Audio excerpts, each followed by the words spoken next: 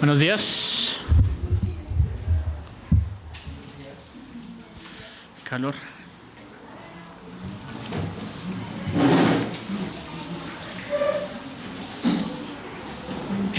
Vamos a empezar orando antes de comenzar. Señor Dios y Padre Celestial, gracias a ti te damos, Señor, porque eres Dios del universo. Pero también, Señor, eres Dios de nuestras vidas. Oramos porque dice tu palabra que tu Espíritu Santo era necesario que se fuera tu Hijo para que Él viniera, para que Él nos convenciera de juicio, de justicia, de pecado. Nos convenía, Señor, que tu Hijo muriera y fuera llevado al cielo después de resucitar. Pedimos para que tu Espíritu Santo nos hable y nos convenza de todas las verdades que tú nos quieres hablar. Oramos para que tú nos des interpretación de esta palabra tuya, para que, Señor, seamos guiados por medio de ella, a usarla de la forma en que tú requieres, Dios. Amén. Tenemos este pasaje, seguimos en Hebreos capítulo 9, versículo 15 al 22. Hebreos capítulo 9, versículo 15 al 22. El título de esta predicación se llama Jesús, mediador de un nuevo pacto. Es como la segunda vez que se usa este título porque ya se había hablado de lo mismo en Hebreos 8. Sin embargo, pues Hebreos empieza como a volver a retomar temas. Y vamos a hablar Jesús, mediador de un nuevo pacto. Hebreos 9, 15 al 22. ¿Están todos? ¿Podemos comenzar? A modo de introducción, la primera pregunta que uno se hace es ¿qué es un pacto? ¿Qué se imaginan cuando piensan en la palabra pacto? Entonces, por ejemplo, Eduardo, ¿usted qué piensa cuando le hablan de la palabra pacto? Un tratado que hago con alguien. Entonces, un tratado que hago con alguien. Ok. Listo. Vamos a mirar acá en esta definición. Es un acuerdo entre dos o más personas en las que deciden cumplir ciertos compromisos. ¿Cierto? Normalmente. Entonces, dos personas se ponen de acuerdo, cualquiera de ustedes, y buscan cumplir ciertos compromisos. ¿Y para qué hacen ese acuerdo? ¿Para qué hacen ese pacto? ¿Qué se busca con ese pacto? Que se cumpla. O sea, ¿por qué dos personas se ponen de acuerdo? ¿Qué es lo que buscan? El cumplimiento de algo. Entonces, buscan obtener algo, cumplir algo, una meta en común, ¿cierto? Entonces, es una asociación que busca obtener algo junto a otra persona. Hasta ahí hemos visto que es un pacto. Vamos a mirar qué es un pacto según la Biblia, por qué los pactos. Entonces, dentro de la Biblia, Dios habla de los pactos. Dios habla de los acuerdos que hace con el hombre. ¿Pero por qué? ¿Por qué será que Dios quiere hacer un pacto con el hombre? Entonces, para dar algo de contexto, algo de introducción, primero en esta imagen se ve que Dios crea al hombre, ¿cierto? Bueno, ahí no se ve que Dios crea al hombre, es simplemente un cielo y un pincel. Pero bueno, lo que se quiere mostrar es, ¿quién crea al hombre? Dios. Dentro de su plan, Dios crea al hombre. Y el hombre es puesto en el huerto del Edén, ¿cierto? ¿Por qué fue puesto en el huerto del Edén?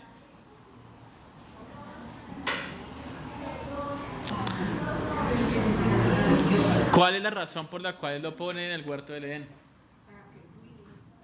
Entonces, digamos que él le dice que para que lo cuide, para que lo gobierne, ¿cierto? Pero pues también era porque dentro de su plan estaba que iba a tener comunión con él, que él iba a ser su Dios y Adán iba a ser parte de su pueblo, iba a ser como un sacerdocio. Pero ¿qué pasó? Entonces viene a esta imagen. En esta imagen, ¿qué vemos?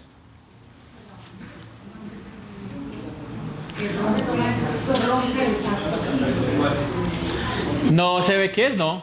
Es como un hombre y una mujer y tienen en la mano un fruto, ¿cierto? ¿A qué hace referencia esa historia?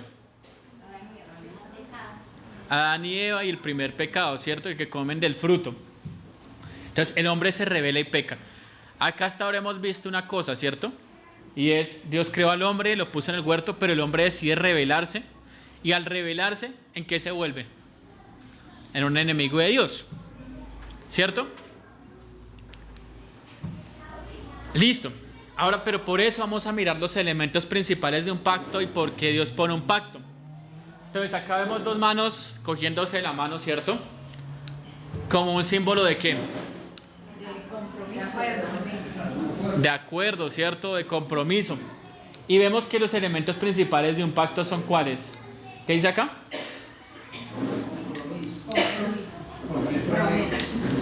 Listo, entonces estos son los elementos principales de un pacto. Son los compromisos y las promesas. Vamos a mirar quién hace los compromisos y quién hace las promesas. Entonces, ¿quién hace las promesas? Dios promete cosas. Y el hombre tiene que comprometerse y cumplir ciertas cosas. Eso es lo que muestra normalmente un pacto. Y vamos a ver acá 4 pactos que nos muestra la palabra de Dios. Vamos a mirar sus promesas, sus compromisos. Normalmente hay más pactos, hay como unos 8 pactos o no sé. Pero vamos a comenzar hablando del pacto con... ¿Quién era Noé? ¿Alguien sabe quién era Noé? ¿Sí? ¿Vivian sabe quién era Noé? Sí, claro. Manuel también, todos saben quién era Noé, ¿cierto? ¿Noé quién era? Entonces, un hombre temeroso de Dios en una época de maldad. Y entonces, ¿qué hizo Dios? Dios genera el diluvio, ¿cierto? Esa es la historia del diluvio. ¿Se han escuchado la historia del diluvio? ¿Y qué pasó con el diluvio? Destruye toda la tierra, destruye toda la maldad que había en la tierra. Y al final de esto, Dios hace una promesa y no pone ningún compromiso al hombre. Entonces, ¿qué promete Dios? ¿Se alcanzan a leer o es muy lejos? Entonces Él promete, no volveré a destruir la tierra con agua. Pero algo interesante, ¿Él pone algún compromiso que tiene que cumplir el hombre? Ninguno. Es interesante. Dios dice, yo ya me doy cuenta que el hombre es malo desde que nació. Como el hombre es malo desde que nació, yo me comprometo conmigo mismo a que no voy a volver a destruir la tierra con agua. Luego van a venir otros pactos. Vamos a mirar 3 pactos más. El pacto de Abraham, el pacto de Moisés y el pacto con David. Entonces, primero con Abraham. ¿Qué le promete Dios a Abraham?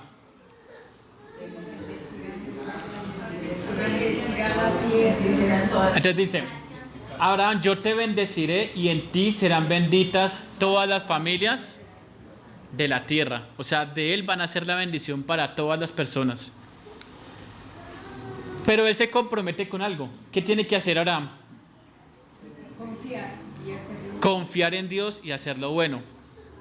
Él y toda su familia. ¿Y ustedes creen que cumple o no cumple? No, Abraham no cumple.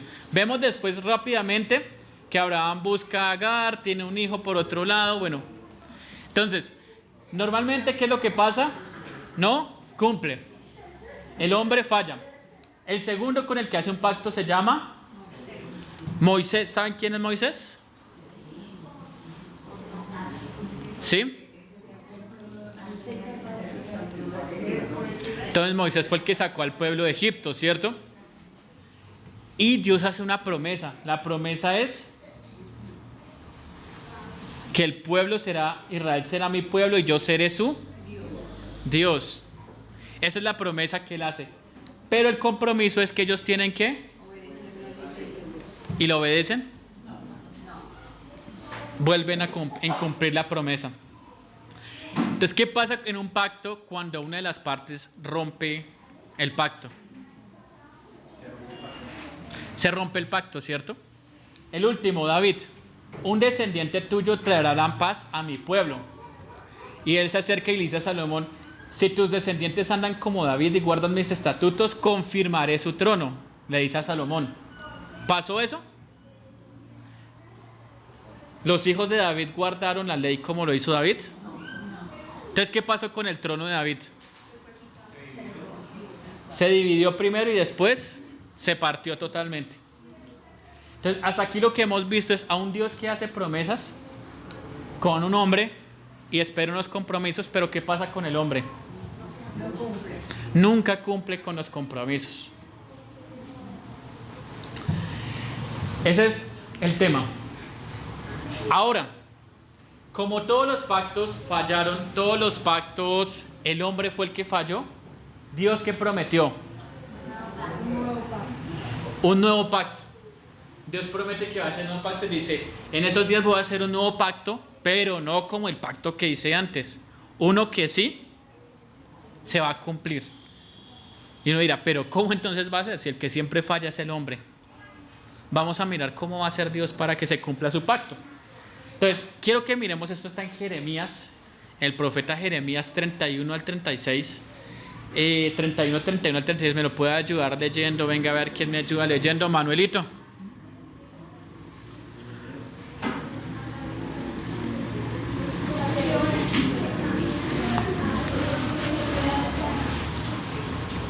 Hasta ahí.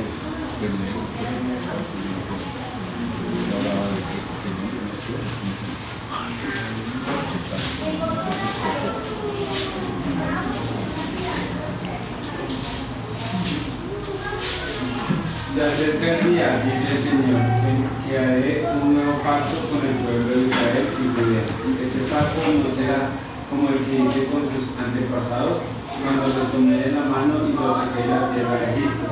Ellos rompieron ese pacto, a pesar de que los amé como un hombre ama a su esposa, dice el Señor. Pero este es el nuevo pacto que haré con el pueblo de Israel después de esos días, dice el Señor. Pondré mis instrucciones en lo más profundo de ellos y las escribiré en sus corazones.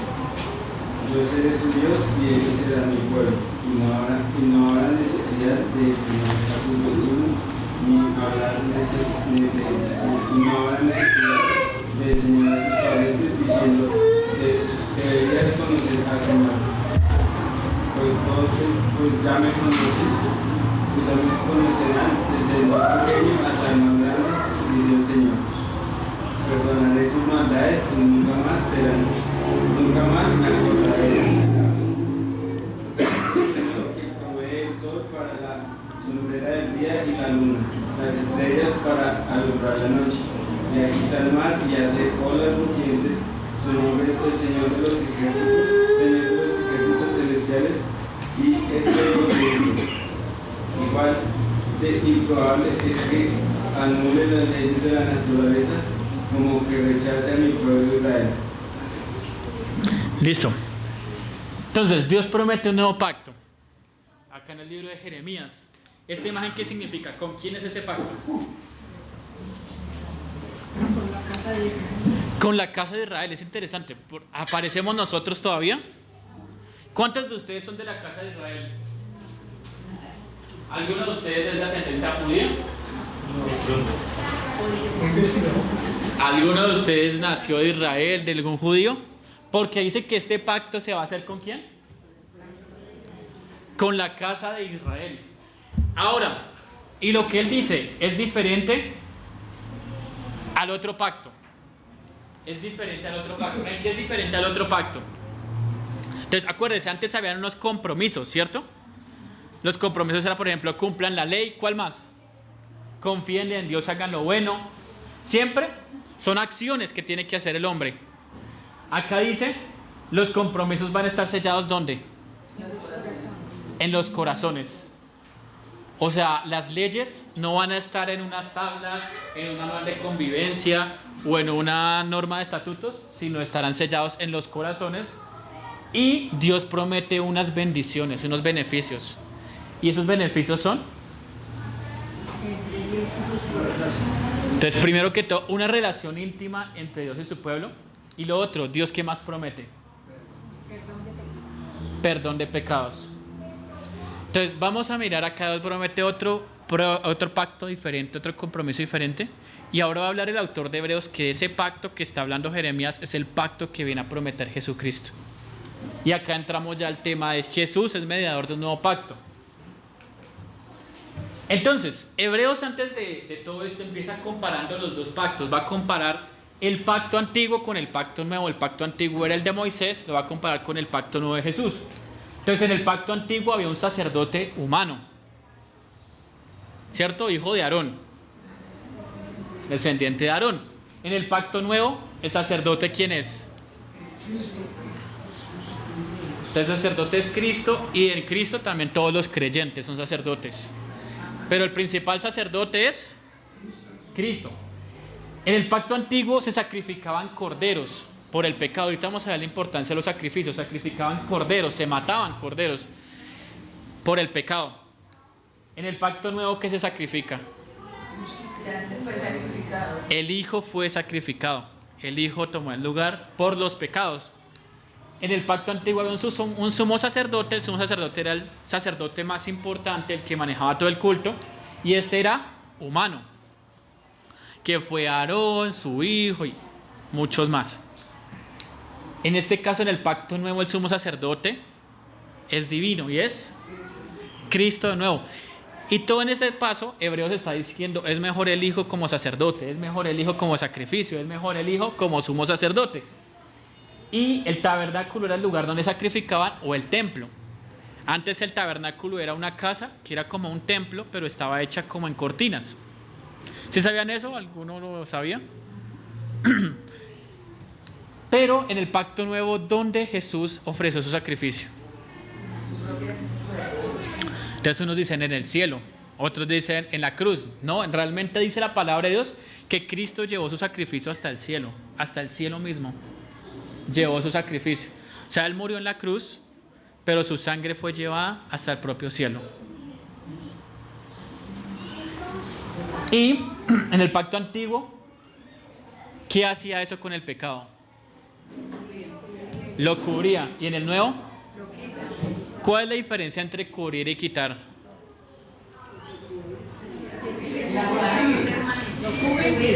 Igual sigue, solo que la falla. Entonces es como en esa alfombra en la cual cae una mancha, ¿cierto? Se puede cubrir o se puede quitar. ¿Qué pasa si se cubre? Entonces se cubre, digamos que se cubre. Entonces llegó allá Eduardo, tenía una alfombra y pum, le cayó. Y él no quiere que Marta se dé cuenta que le cayó jugo de mora en la alfombra. Entonces él puede cubrirla o quitarla. Si él la cubre, ¿qué va a pasar? Al comienzo Marta no se va a dar cuenta, ¿cierto? Al comienzo Marta no se va a dar cuenta, pero la mancha sigue. Y va a llegar el punto en que ella se va a dar cuenta. ¿Y qué va a pasar? Van a venir las consecuencias. Diferente a sílabo, quita. Y es interesante, dice la palabra de Dios, que el sacrificio de Cristo quita el pecado. ¿Dónde dice eso? ¿Qué dijo Juan el Bautista de Jesús? He aquí el Cordero de Dios que quita el pecado del mundo. Eso está en Juan capítulo 1, versículo 29, creo que es. El Cordero de Dios que quita el pecado del mundo. Para ellos estaban acostumbrados a que lo cubría, ahora lo va a quitar. Y ahora sí vamos a empezar con Hebreos 9, después de este gran introducción. Pero pues era necesario, porque es que va a comenzar este pasaje diciendo por eso. Y uno dice, pero por eso, ¿cómo así que por eso? Pues estaba hablando, tocaba hacer la introducción para eso. Entonces, Hebreos capítulo 9, versículo 15. Entonces dice, por eso Cristo es mediador de un nuevo pacto. Y hay una palabra clave que es mediador. Entonces acá vemos este ejemplo acá, ¿cierto? Entonces, ¿qué es esa foto? Pues, no es una foto, es un dibujo, es una imagen. ¿Qué muestra esta imagen? Entonces, Samuelito, ¿cómo están estas personas? ¿Contentas? Están enojadas, ¿cierto? Entre los dos se ve que están enojadas. Y hay una persona en medio de ellas que se va a llamar el mediador. Entonces, ¿qué papel tiene el mediador?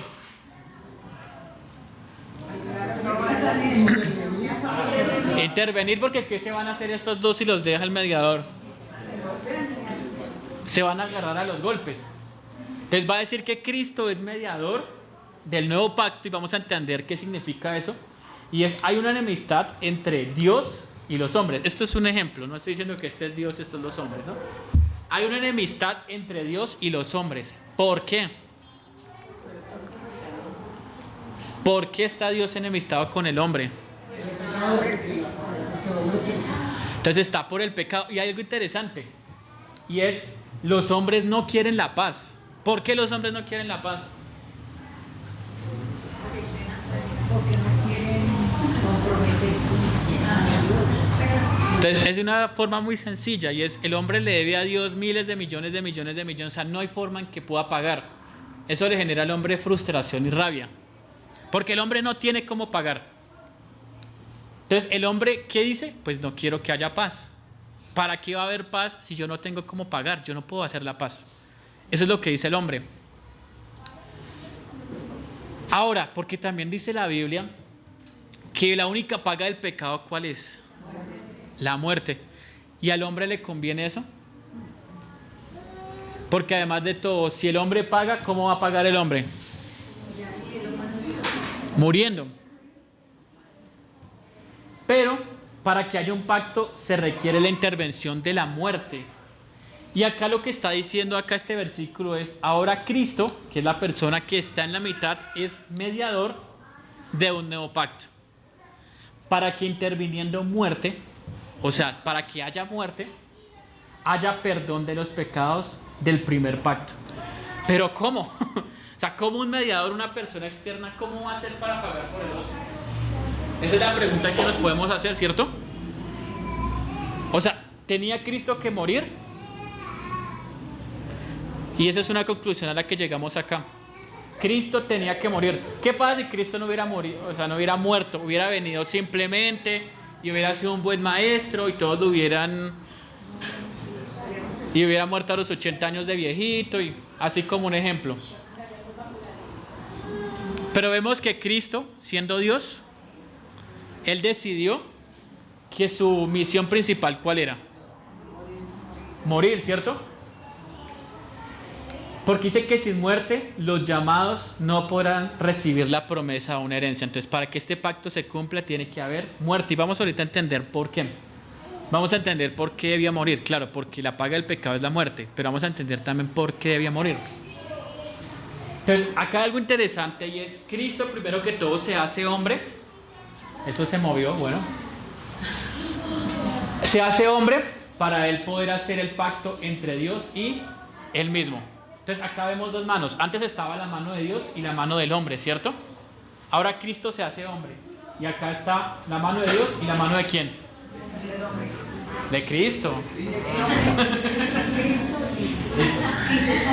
Por eso se hizo hombre, ¿cierto? Para que pueda estar acá la mano de Dios y la mano de Cristo. Y Dios había hecho unos pactos y unos compromisos. ¿Se acuerdan? Los había hecho con Noé, también lo había hecho con Abraham. Confíen en Dios y hagan lo bueno. Abraham no fue capaz, ¿Cristo sí fue capaz? Entonces confía en Dios y hace lo bueno. Muy bien. Luego con Moisés, van a vivir si obedecen mi ley. ¿Y él la obedeció? Y luego, si andan como David guardando mis estatutos, confirmaré su trono. Él era descendiente de David, entonces también cumplió este compromiso. Entonces Cristo, al hacerse hombre, ¿qué hace? Cumple todos los pactos. Cumple todos los compromisos del pacto. Y por tanto, Cristo se hace hombre para poder hacer el pacto con Dios y cumplir los compromisos. Y que alguien más reciba las promesas y las bendiciones. ¿Quiénes? Entonces acá algo interesante es, Cristo nos adopta como hijos para que las bendiciones caigan sobre sus hijos. ¿Hasta ahí me entienden? ¿No es muy raro, muy largo, muy... cara de les? ¿Hasta ahí me siguen o no? O sea, por eso Cristo se hace hombre, ¿cierto? Y no solamente se hace hombre, sino también para que nosotros seamos adoptados como hijos suyos. Entonces, todas las promesas Dios se las va a dar a Cristo, ¿cierto? Pero se las está dando a Cristo. ¿Qué se necesita para que ahora Él reciba? O sea, para que los hijos reciban la promesa, ¿qué necesitan? Eso es difícil. Y eso es lo que está mostrando el autor. Y está mostrando Imagínese lo siguiente, entonces el hermano Alfonso se ganó la lotería, ¿cierto? Entonces el hermano Alfonso se ganó la lotería, entonces sus hijos, que son Jenny y Jairo, van a heredar, bueno, y Quique, van a heredar la lotería. ¿Pero qué necesitan para heredar la lotería?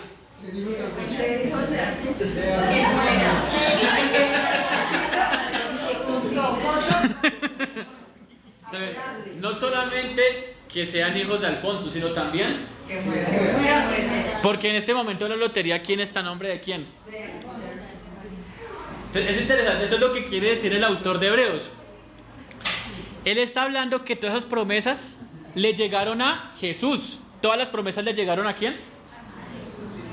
¿Y quién merecía eso? La vida eterna, ¿quién merecía la gloria, la honra, todas esas cosas? Jesús. Y así nosotros fuéramos sus hijos, si fuéramos adoptados, pues el que los merecía era Jesús, ¿cierto? Pero por esa razón está hablando el autor de Hebreos que era necesario que hubiera un testamento. Entonces, en el testamento es necesario que haya un testador. El testador es la persona que tiene los bienes. En el ejemplo de nosotros, el hermano Alfonso, que tiene así todos esos bienes. Y él va a la ley y él llega y pone, bueno, pongo a nombre de mis hijos, de Jairo, de Jenny, de Quique, para que todos sean dueños de mis bienes en el momento en que yo muera. Hasta ese momento ellos no tienen ningún dinero, ninguna lotería, nada ganado. Pero es necesario que intervenga muerte del testador. Porque el testamento con la muerte se confirma, pues no es válido entre tanto que el testador vive. Suena complicado y todo, pero lo que está diciendo acá es, si Cristo no hubiera muerto, nosotros no tendríamos derecho a las promesas. Así de sencillo. Y era necesario que Él, pero esa es solamente una de las razones, ¿cierto?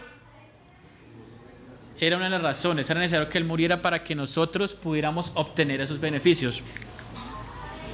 Pero ¿por qué más era necesario que Cristo muriera? Acá solo hemos visto un tema, es para que nosotros recibamos las promesas que Él merece. Pero vamos a ver, hay otra razón por la cual Cristo murió. Y el versículo 18 al versículo 22, hay una palabra que se repite 1, 2, 3, 4, 5, 6 veces. ¿Cuál es? La sangre. Y acá hay un tema que es importante. Entonces me gustaría que lo leyéramos, a ver quién me ayuda leyéndolo. Andrés, ayúdame leyendo este versículo 18 al 22.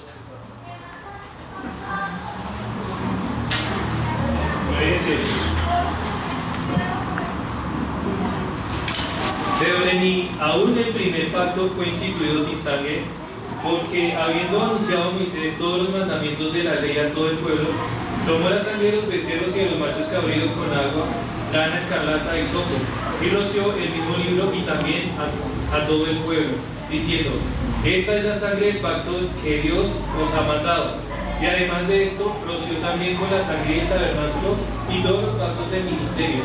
Y así, todo es purificado según la ley con sangre, y sin derramamiento de sangre no se hace remisión de pecados.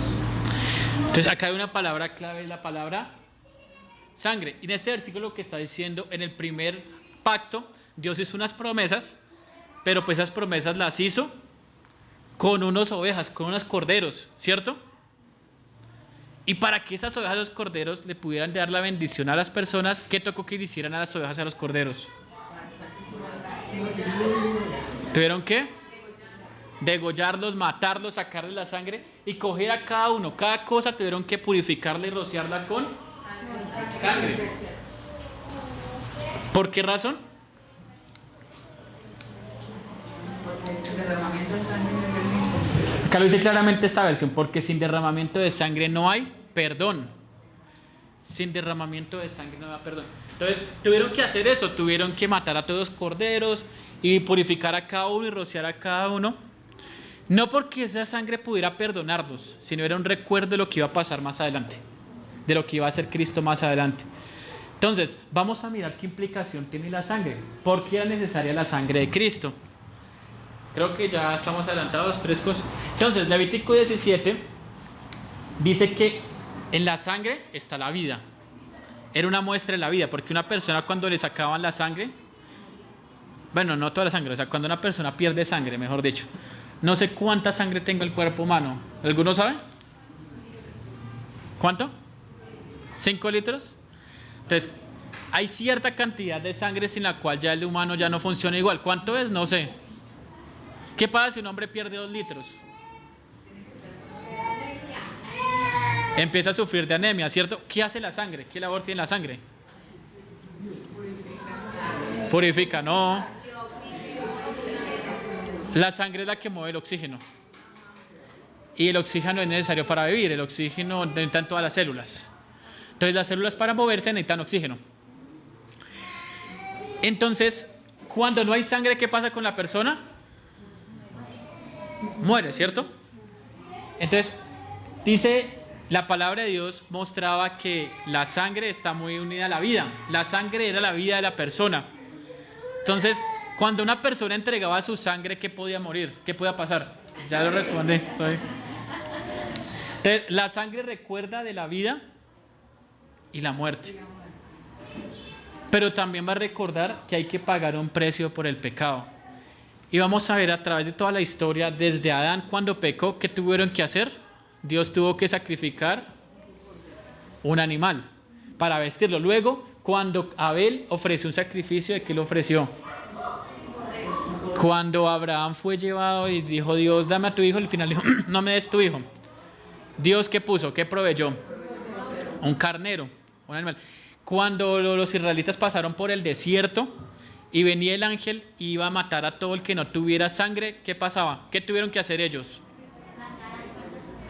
Entonces, llenar los dinteles con sangre, marcar las puertas con sangre, porque esa sangre que recordaba el pecado y la muerte, que la paga el pecado es la muerte, y que alguien tenía que pagar ese precio.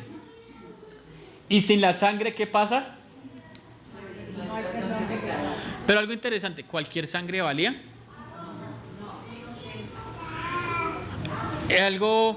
¿Alguna vez alguien hacía caer en cuenta? Caín ofreció sangre a Dios. La de Abel, pensando que esa sangre también iba a ser...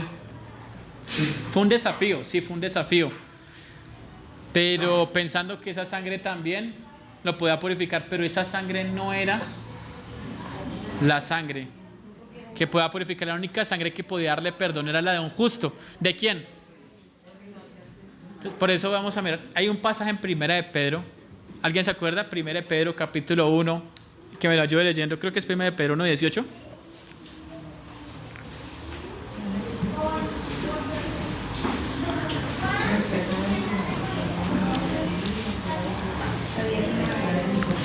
Sí, Primera de Pedro 1:18 al 19.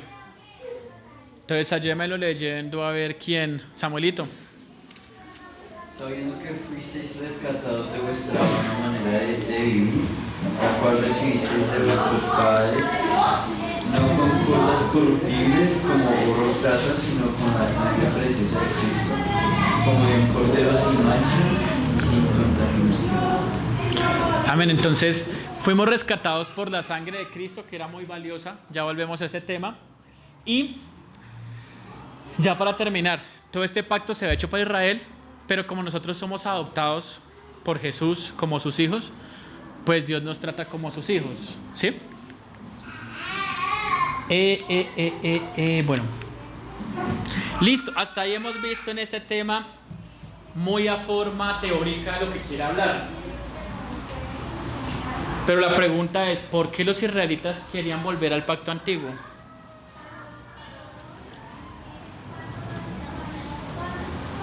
Si el pacto antiguo no ofrecía lo mismo que el pacto nuevo.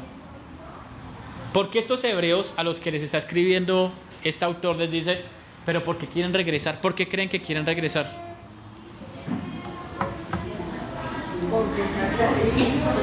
Falta de fe. Creían que ellos podían hacer algo para salvarse. Muy bien, falta de fe, porque creían que ellos podían hacer algo para salvarse. ¿Qué cree Eduardo?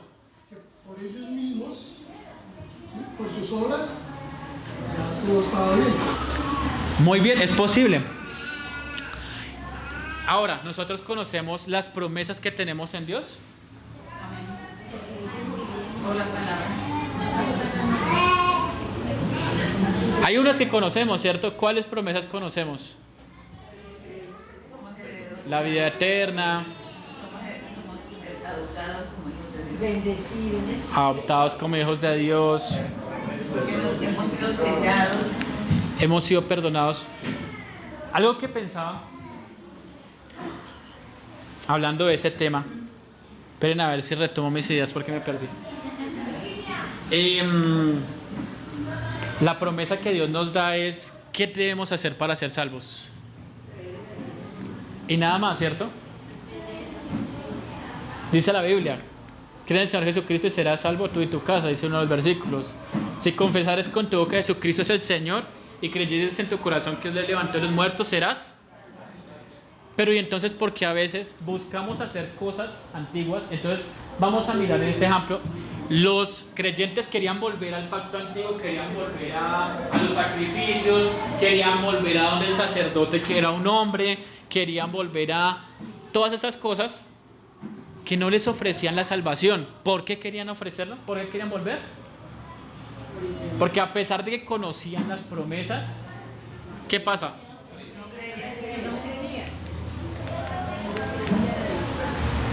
No creían. Ahora, ¿será que a veces a nosotros nos pasa algo parecido? A veces se nos hace difícil creer. Indudablemente, indudablemente. Pensaban, la otra vez yo compartía en la cena, pues era un videito, pero dejémoslo para otro momento. Como en esta película Intensamente 2 mostraban esto, cómo mostraban, ¿sí la han visto todos, no?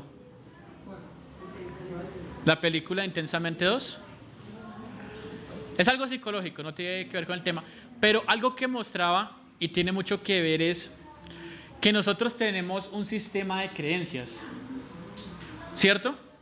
Cosas que creemos y esas cosas definen lo que nosotros hacemos, cómo actuamos.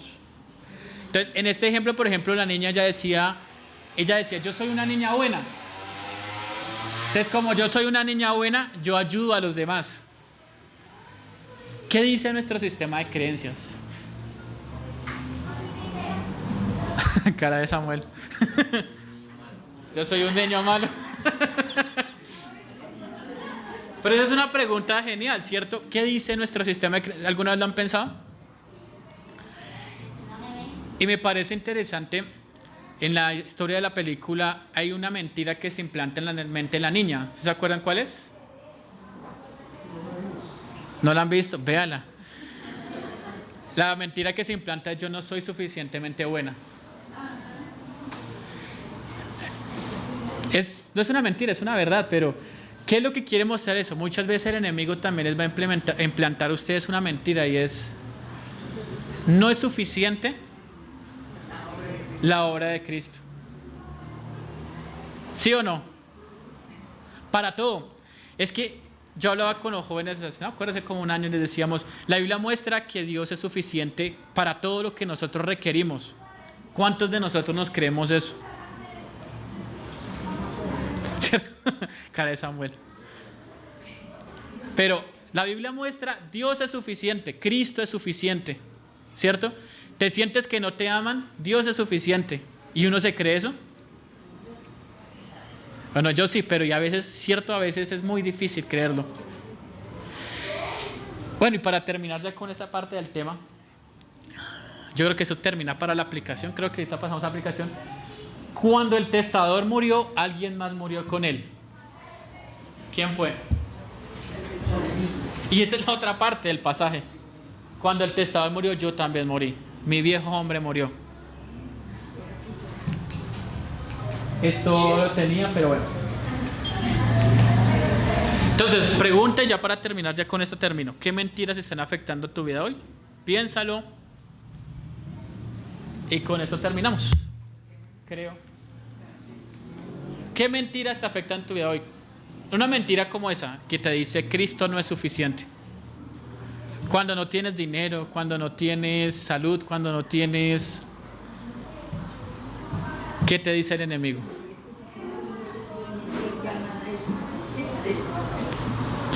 El problema es que cuando uno piensa que Cristo no es suficiente, uno busca algo para satisfacer. Y como dice el hermano Alfonso, hoy termina uno cayendo en la idolatría.